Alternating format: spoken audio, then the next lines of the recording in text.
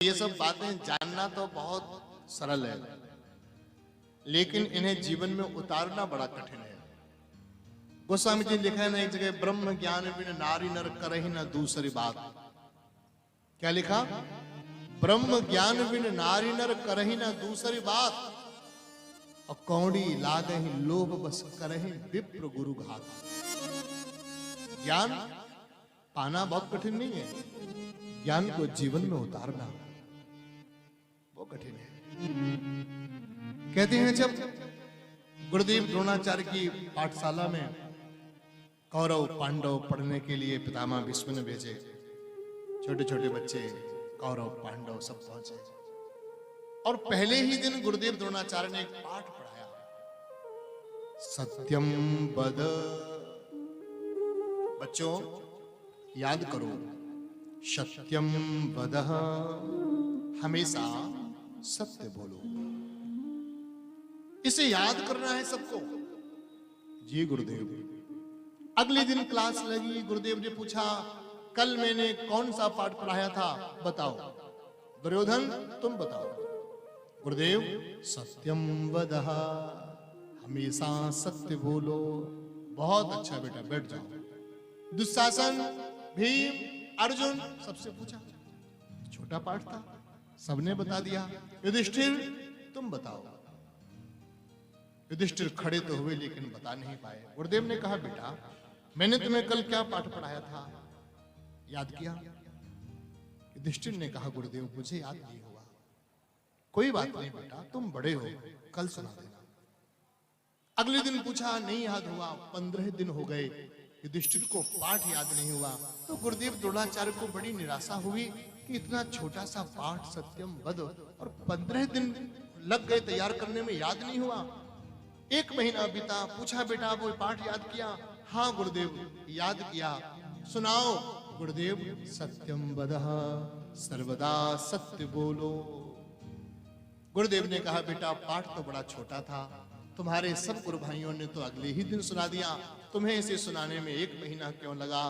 युधिष्ठिर की आंखों में आंसू आए।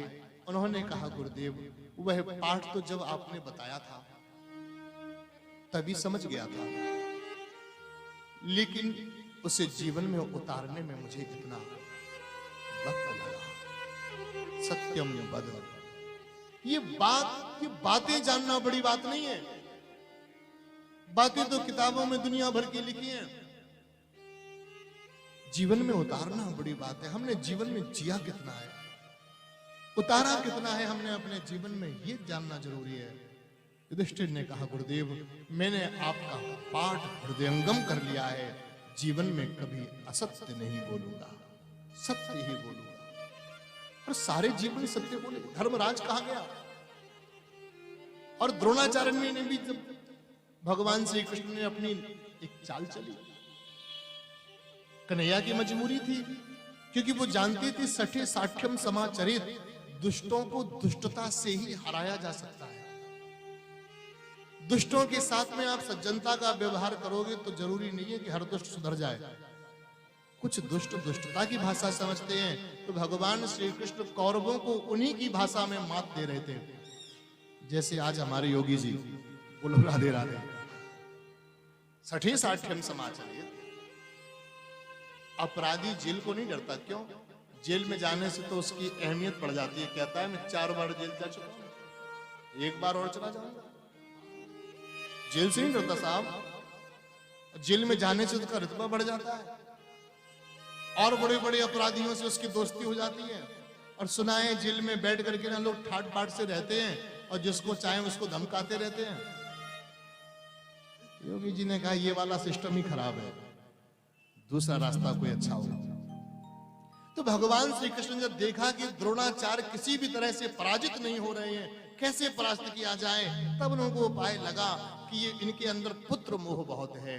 तो अश्वत्थामा की मरने की खबर द्रोणाचार्य को सुनाई गई। लेकिन द्रोणाचार्य ने कहा कि मेरा बेटा तो अमर है कृष्ण, वो कैसे मर सकता है? पांडव बोले, हमने मार दिया, मर गया अश्वत्थामा। तब द्रोणाचार्य ने कहा, यदि धर्मराज युधिष्ठिर कहें कि अश्वत्थामा मर गया तो मैं मान लूंगा, भगवान श्री कृष्ण ने कहा, धर्मराज कहो अश्वत्थामा मर गया। युधिष्ठिर बार बार श्री कृष्ण की ओर देखे लेकिन कह ना पाए।